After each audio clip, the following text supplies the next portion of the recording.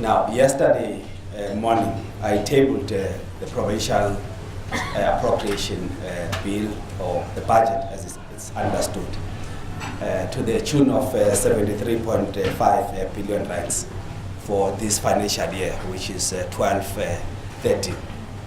Now, this is just this year, but if you look at the outer years, which is up to 13, 14, 15 or so, we would end up with slightly more than 200 billion rands in Gauteng.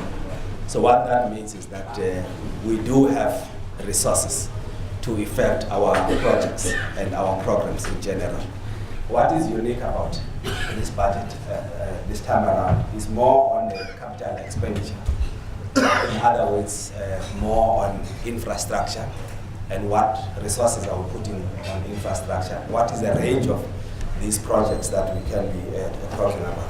So our focus, therefore, ladies and gentlemen, is on accelerating the rollout of new infrastructure in many areas, but as well as dealing with maintenance of existing facilities. And all this will have a cumulative effect of ensuring that there's economic growth as well as there's job creation.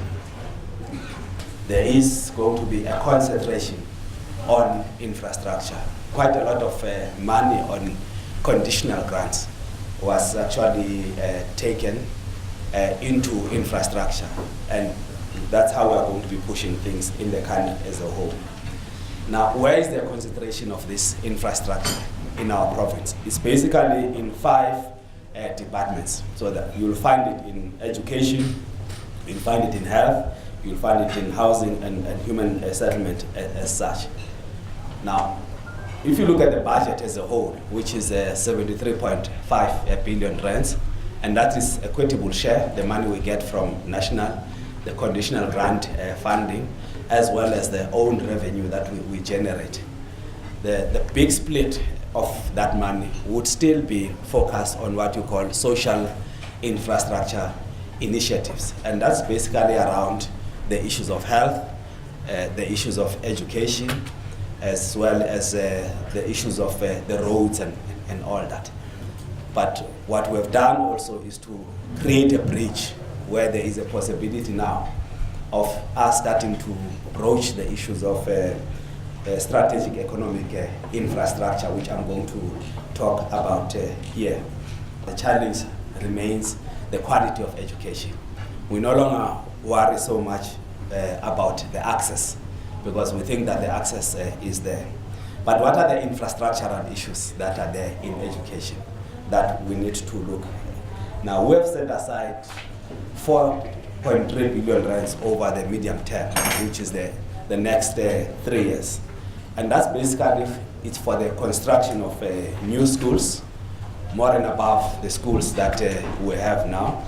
It's also about the maintenance of the schools themselves, and also upgrading the existing school infrastructure.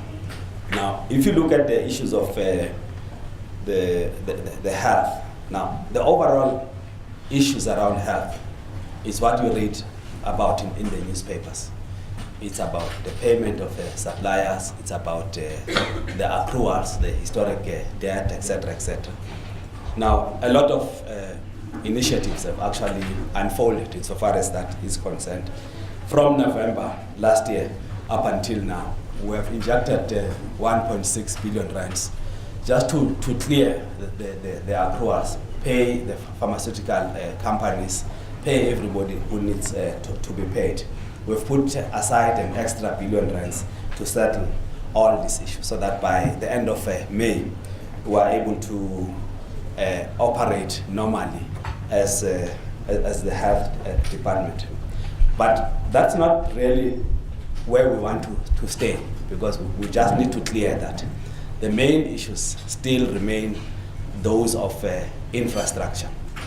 And on the issues of infrastructure, for instance, now let me just say, cumulatively, or all in all, we have put aside 30.6 billion rands for infrastructure investment over the MTF, that is the medium-term expenditure framework for the 3 years up until the end of 14-15 or so. To a greater extent, we may not have serious problems of resources in government. I think the problem that you have remains that of planning. It remains that of planning for value for money, of using our resources wisely and in a very prudent way. The problem you have in government, and it's a problem that we were talking about earlier on, there are only two. One is the issue of the project management within government, as well as managing contracts on behalf of the government. 1.4 billion rand has been made available for the construction of new health facilities. And that can range from clinics to nursing colleges, etc., etc. Of this amount, which is 850 million rands, that will be applied towards maintenance of health facilities in the province as a whole. So all in all, when it comes to health and infrastructure, not many other things, health will receive 6.1 billion rands for the implementation of the infrastructure programs as a whole. So it's a huge beneficiary of the infrastructure projects as a whole. Like the Minister of Finance was saying, South Africa needs modern infrastructure, national infrastructure. But at a very basic level, therefore, the roads must be sorted out. So we've put aside 1 billion rands over the MTF just to sort out, like for instance, upgrading roads in the province. Voortrekker Road, R55, Madibongwe Road, K154, William Nicol, Leondale Road, etc., etc. These are the things that we think we must do if we have to go to a particular level as a country, particularly also as a province. Unemployment that we spoke about yesterday, and youth unemployment in particular, it's very, very important that we address the issue of, the extent to which this thing is important. I was listening to a report back from the recent conference in Davos. They spent a lot of time on youth unemployment, because if you don't address youth unemployment, you're going to have a lot of Arab Springs all over the place. In terms of this strategic economic infrastructure, the development of a globally competitive city region, particularly the competitive airport city in the OR Tambo International Airport, is very much important. And in our view, this is linked to what in government and maybe in the academia is called the erythropolis. Now, the erythropolis as the development of a cluster of industries, but around the airport. And the essence of those industries are nothing else other than the logistics. So that the logistics sector and all that. So that for us is very important. So the Department of Economic Development is seized with this issue of ensuring that we have what you call a erythropolis, which is now the center of which is the OR Tambo International Airport. So that it's a city on its own. You are able to have conferences there. You've got everything, anything that you want to do in Sandton.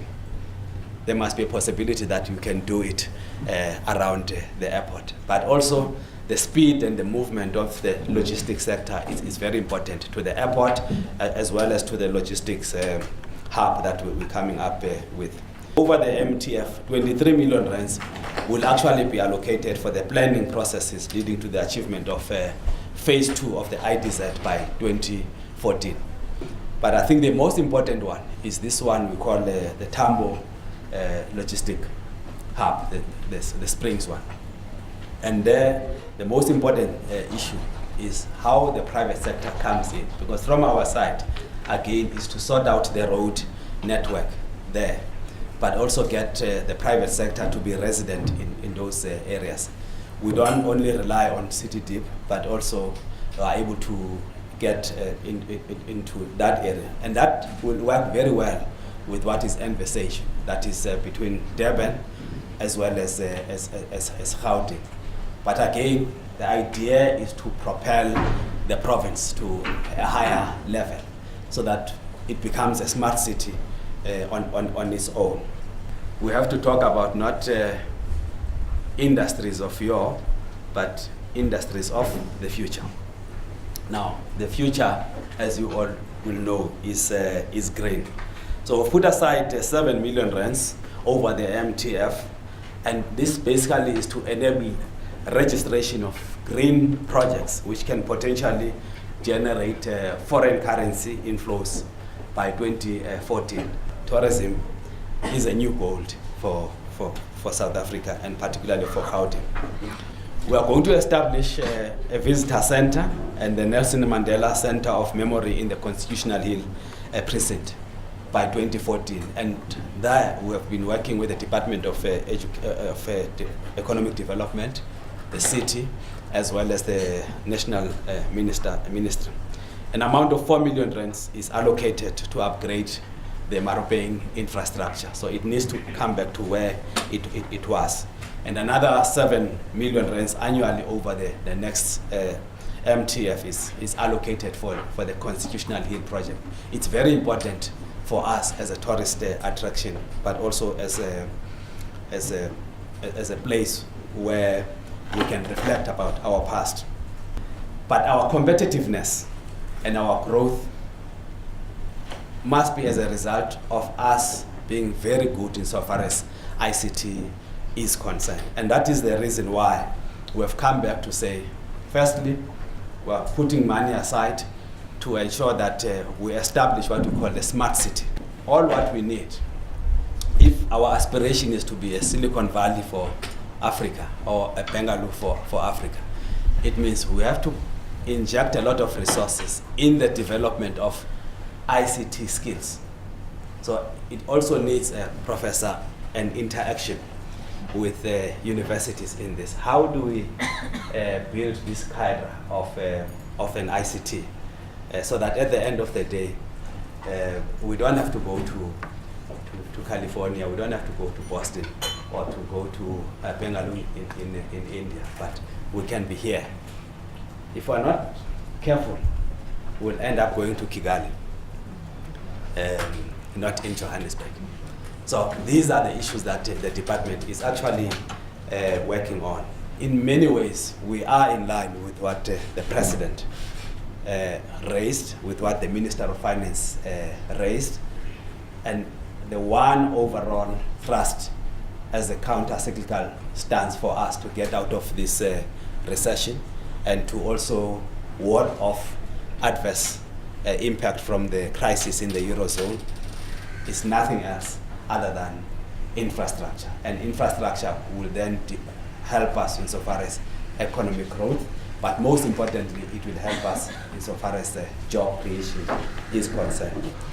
The FT will continue to work with all stakeholders, from government to business to analysts, labor, community leaders, to tell the South Africans' news story on this developmental approach to building a modern infrastructure network, creating a vibrant economy, providing decent quality of life for all, reducing poverty, and creating decent employment opportunities, all of which were tabled by the MEC as well as the Minister of Finance. The MEC, we take this opportunity to congratulate you on this year's budget. Looking at 3 angles, actually. The sheer and mere size of the budget, for the first time 73.5 billion over the MTF period. Secondly, the consolidative nature of the budget. The fact that it's a budget that takes you to the end of your term in 2014 is quite critical because it helps you maintain the focus that you need. But most importantly, the developmental nature of the budget and its focus. It tells us a story that says government cares and that says government is focused in making sure that the developmental imperatives of the country are met.